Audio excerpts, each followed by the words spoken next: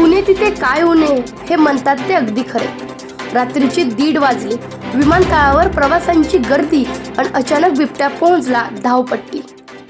पुणे जिल्ह्यात अनेक ठिकाणी बिबट्यांच्या हल्ल्याच्या घटना मागील बऱ्याच काळापासून समोर येत आहेत. या हल्ल्यामध्ये काहींनी आपला जीवही गमावला आहे. ग्रामीण भाग किंवा दाट लोकवस्ती नसलेल्या ठिकाणी बिबट्यांचा वावर अनेकदा पाहायला मिळतो.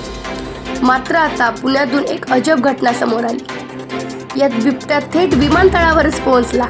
पुणे विमानतळाच्या धावपट्टीजवळ शुक्रवारी रात्री 1:30 वाजताच्या सुमारास पुन्हा बिबट्या दिसला आहे. पुणे विमानतळावरून विमानांची मोठ्या प्रमाणात रात्री वाहतूक ही सुरूच असते.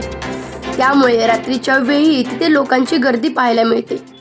अशातच आता प्रवाशांच्या सुरक्षतेचा प्रश्न निर्माण झाला आहे.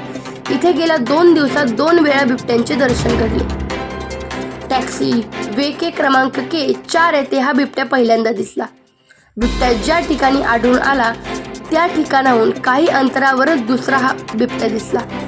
त्यानंतर शुक्रवारी ग्राउंड स्टॉपच्या काही कर्मचाऱ्यांना तो दिसला.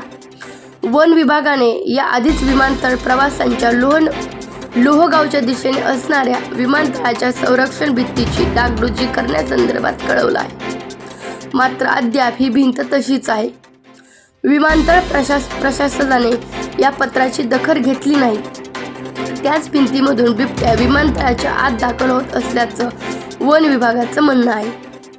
पार्किंग बे क्रमांक 8, 9 आणि 10 आहेत. रात्रीच्या वेळी वन विभागाने दिलेल्या माहितीनुसार बिबट्याला पकडण्यासाठी लोहगावच्या परिसरात पिंजरे लावण्यात आले आहेत.